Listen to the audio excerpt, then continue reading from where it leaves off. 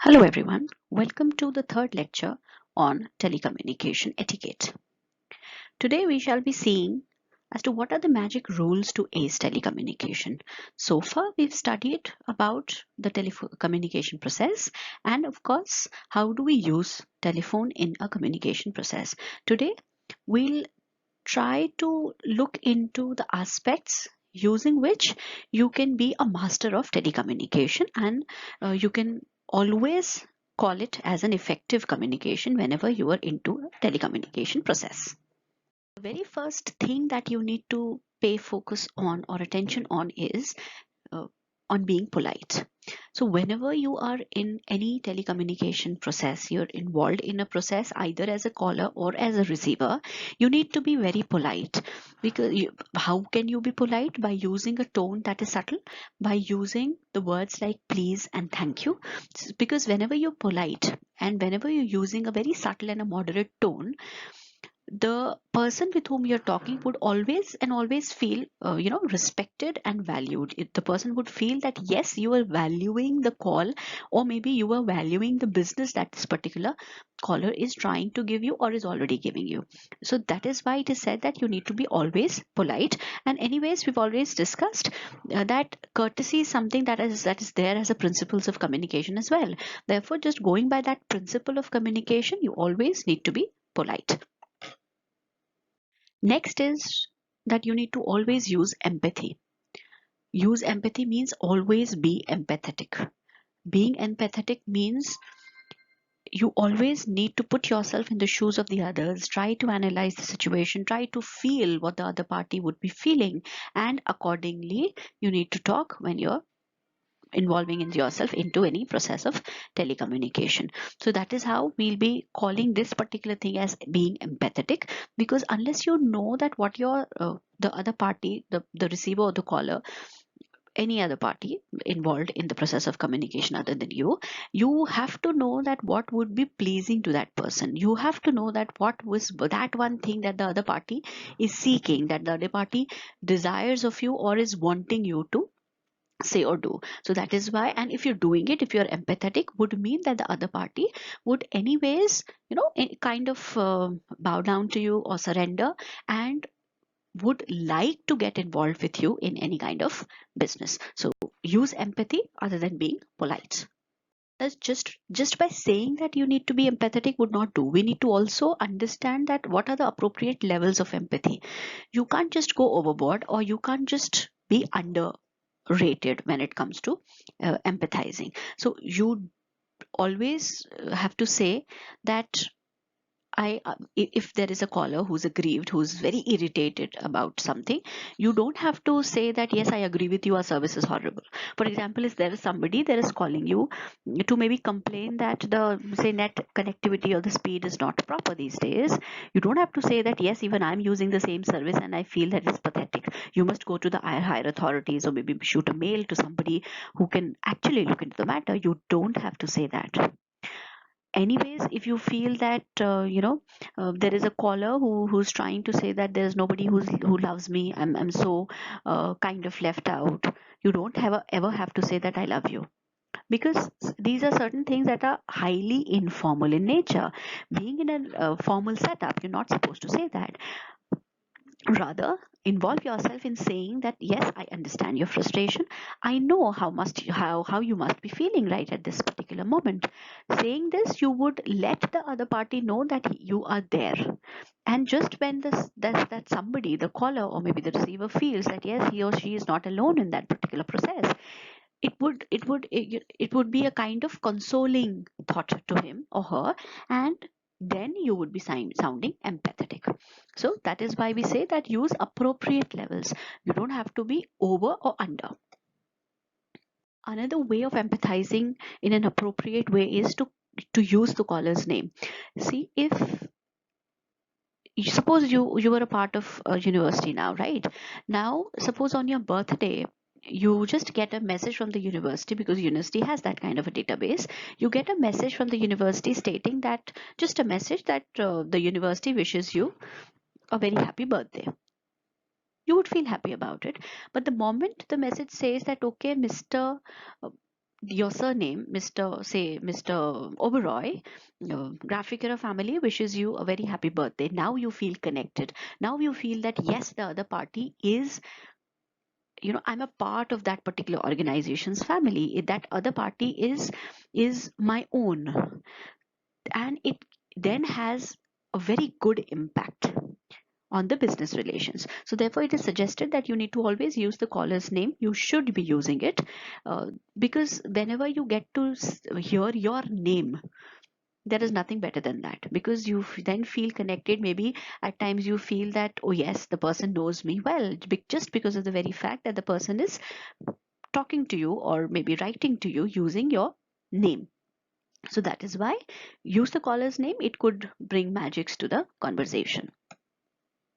Now, whenever you're using the caller's name, it could not just be any name. It has to be ideally the user's last name. That means for example, if my name is Sakshi Gupta, and if you wish to uh, make any communication with me over the telephone, you will never say that, hello, Mrs. Sakshi. That is rude. You- Just to sound more formal, because here we are into a formal setup, you can always call me as Miss Gupta, right? So for example, if you're telling somebody that who teaches you professional communication, one of the way which is most likely the way that most of the people use is, okay, Sakshi ma'am teaches us professional communication, but then that doesn't sound very formal. If you need to sound formal, you need to always uh, take the person's name along with the title that the person holds, and of course then followed by the last name. It can never be the first name whenever you are in a official formal setup. For example, you can always tell people who teaches you professional communication, Ms. Gupta teaches us professional communication. If you know that the person is a doctorate, then again it would be treated improper if you call that person as Mr. or Miss. In case it is an earned degree, that means person is a doctorate, you always have to say Dr. Gupta or whatever, right? But it has to be first the title and then followed by only and only the last name. You should not be using the first name when it comes to showing empathy, because there, yes, the person in a way would feel that yes, you know the name of that person, but then it is in the formal world, in the business world, in the industry or corporate world, it is still treated um, as a bit impolite. I would not say rude, but a bit impolite. Therefore, always stick to the title and the last name. Next golden rule of telecommunication is you need to always take ownership of the situation. If there is something that has happened bad, you don't have to put it on the shoulders of others. You don't have to ever do that. Or if there is something good that has happened, you need to always take the entire team along with you, and that is how you will be treated as a good leader, no matter whether you are a leader of the team or not. But then only when you show that yes, you have those kind of capabilities in you, would you ever be promoted to the team leader position. Otherwise you would not be. So therefore you need to take ownership of the situation. You need to take the onus of whatever has happened. Whenever you answer a call, you need to own the situation. And own the situation would mean make the situation as the situation that maybe you are at. Only when you feel that yes, you are in the same situation, will you be able to provide a good solution to it.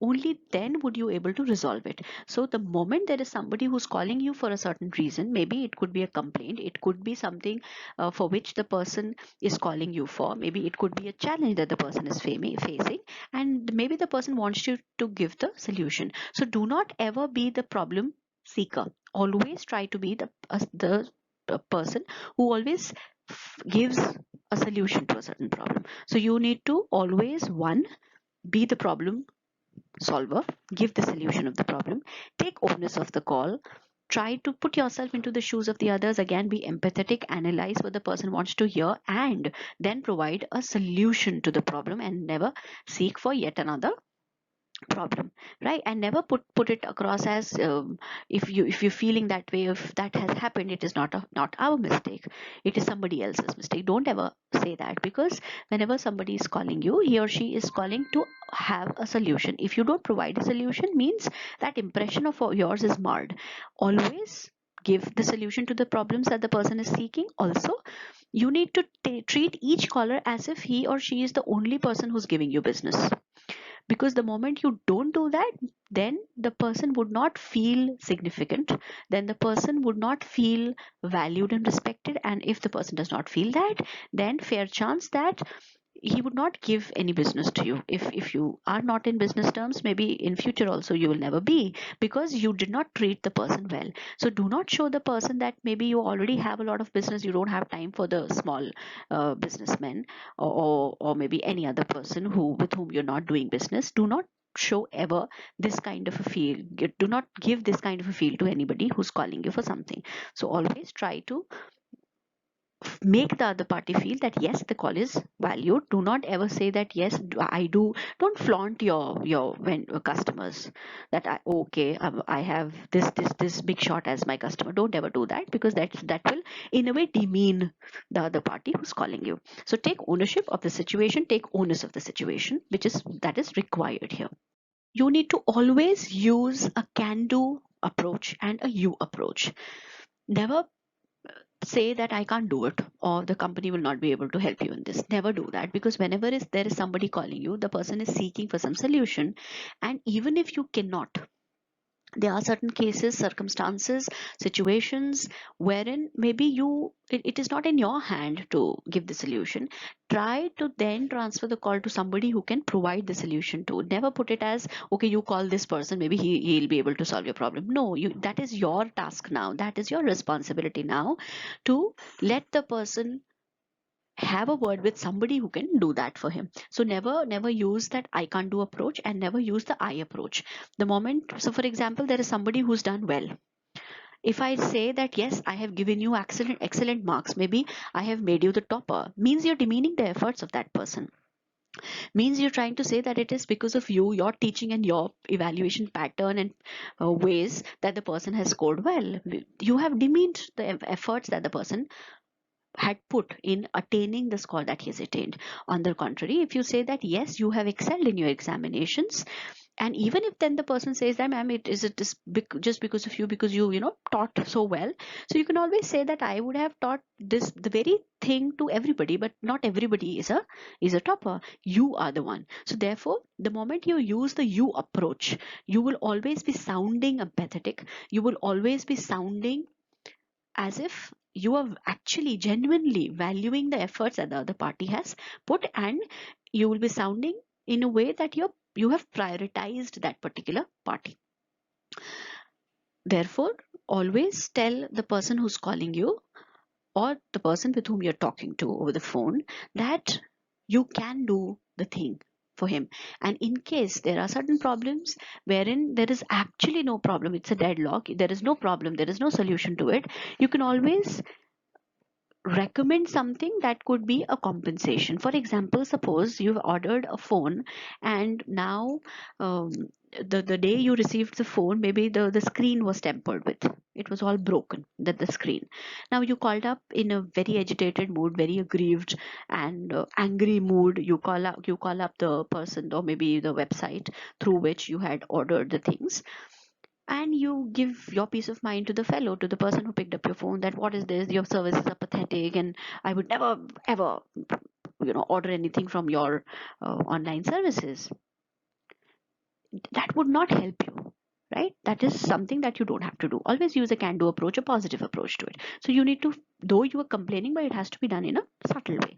So you'll say that though I've received the phone, maybe it's on time, the delivery, but then the screen is tampered with, it is all broken.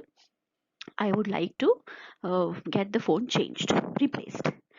Now, as a person who would have picked up the call, maybe the things are not in your hand. Maybe that's your policy that you would never replace a product. Now, because it is in your policy, you cannot promise the person that yes, I can do it for you. Don't do that, because that you cannot do that, right? So using can do language does not mean that for everything you can say I can do that. No, there are certain cases wherein you will not be able to help the person the way the person wants you to help him.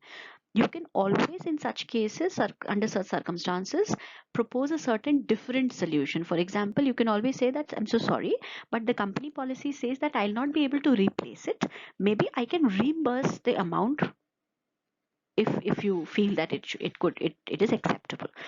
Now, because the person is getting a reimbursement, of course, if you have a certain policy which says that yes, under such cases wherein the product is has been tampered with, is not not in proper shape, in that case, maybe as a compensation, just to build up that clientele, you can have 5% of the cost given extra given to the person. So you can always suggest that also, that what I'll not be able to replace it because it is not in the company policies, but then for sure I will give you the, I'll reimburse the amount to you, and as a policy, because you are a valued customer, so as a policy we'll be giving you 5% of the total cost extra to you, just as a compensation. Now the moment you have proposed this, which is again a can do approach, you don't have to say that I can't do this. You need to propose an alternate solution so that the person remains to be a client of yours, because you can't afford to lose out on that. The moment you keep losing your clients like this, you will be very soon you'll be turning into a bankrupt, which is of course not desired. Therefore, use a can do approach. Can do would not mean yes, always say I can do it. You always have to be ready with a backup plan. You always have to suggest some other measures which are acceptable by the other party. Do not impose those things on the party. Let the other party decide it. Let it be at the other party's discretion. And using you approach, of course, would feel that the caller is worthy, right? Like for instance, I have given an example here. Please accept our apologies for the delay. And if you put it as, we hope you have not been seriously inconvenienced by the delay. Now it is a you approach that we are talking about. You have given more priority by using this you there. Therefore, making the particular caller believe that yes, the call or the person counts. So with this, we come to the end of this lecture on acing telecommunication. And I'm sure if you follow all these golden rules, you will be able to ace telecommunication always. You will be always hitting the bullseye if you keep in mind that these are certain rules that you need to always take care of while you are involving yourself into a telecommunication process. Because it is a very well known saying that a person may forget what you say, a person may forget what you do, but a person will not forget or never forget how you made them feel. And this how you made them feel is nothing but the way you talked to them, the kind of non-verbal communication that you made with them, which made them feel respected, valued, significant, and on priority. So you will always have to use these rules, follow these golden rules to ace telecommunication. Thank you so much. I hope you have understood all the concepts and as to how do you need to ace telecommunication. Thank you so much.